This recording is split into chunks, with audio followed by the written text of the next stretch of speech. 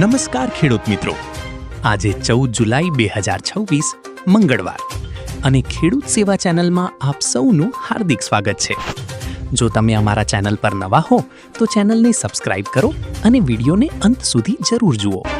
હવે વાત કરીએ આજના સૌથી મોટા હવામાન અપડેટની. ગુજરાતમાં છેલ્લા કેટલાક દિવસોથી વરસાદની ગતિ ધીમી પડી છે. રાજ્યના મોટા ભાગના વિસ્તારોમાં ગરમી અને બફારાનો અનુભવ થઈ રહ્યો છે. આ દરમિયાન હવામાન વિભાગ અને હવામાન નિષ્ણાતોની નવી આગાહીઓ સામે આવી છે.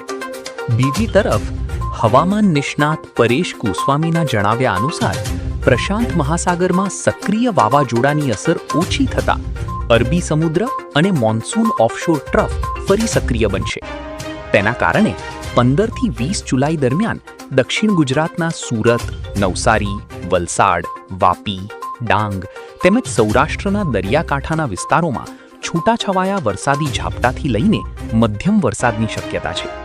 જો કે આ તબક્કામાં સમગ્ર રાજ્યમાં ભારે વરસાદની શક્યતા ઓછી હોવાનું તેમણે જણાવ્યું છે. પરેશ ગોસ્વામીના જણાવ્યા મુજબ 22થી 24 જુલાઈ દરમિયાન બંગાળની ખાડીમાં નવી મજબૂત સિસ્ટમ બનવાની સંભાવના છે. જો આ સિસ્ટમ અનુમાન મુજબ આગળ વધશે તો 25થી 31 જુલાઈ દરમિયાન ગુજરાતમાં વરસાદનો બીજો રાઉન્ડ શરૂ થઈ શકે છે. આ સમયગાળા દરમિયાન પશ્ચિમ સૌરાષ્ટ્ર, કચ્છ, મોરબી, સુરેન્દ્રનગર અને ઉત્તર ગુજરાતના વરસાદથી વંચિત વિસ્તારોમાં પણ સારો વરસાદ નોંધાઈ શકે છે. બીજી તરફ ભારતીય હવામાન વિભાગના અમદાવાદ કેન્દ્રના પૂર્વાનુમાન મુજબ આગામી 19 જુલાઈ સુધી રાજ્યના કોઈ પણ જિલ્લામાં ભારે વરસાદની શક્યતા દર્શાવવામાં આવી નથી. જો કે વિવિધ જિલ્લાઓમાં હળવાથી મધ્યમ વરસાદી ઝાપટા પડી શકે છે. અમદાવાદ અને ગાંધીનગરમાં પણ વાદળછાયું વાતાવરણ રહેવાની અને છૂટાછવાયા વરસાદની શક્યતા વ્યક્ત કરવામાં આવી છે. હવામાન વિભાગે માછીમાર ભાઈઓ માટે પણ મહત્વની ચેતવણી જાહેર કરી છે. 14 અને 15 જુલાઈ દરમિયાન દરિયો ન ખેડવાની સલાહ આપવામાં આવી છે, કારણ કે દરિયાઈ વિસ્તારોમાં પવનની ગતિ વધવાની સંભાવના છે.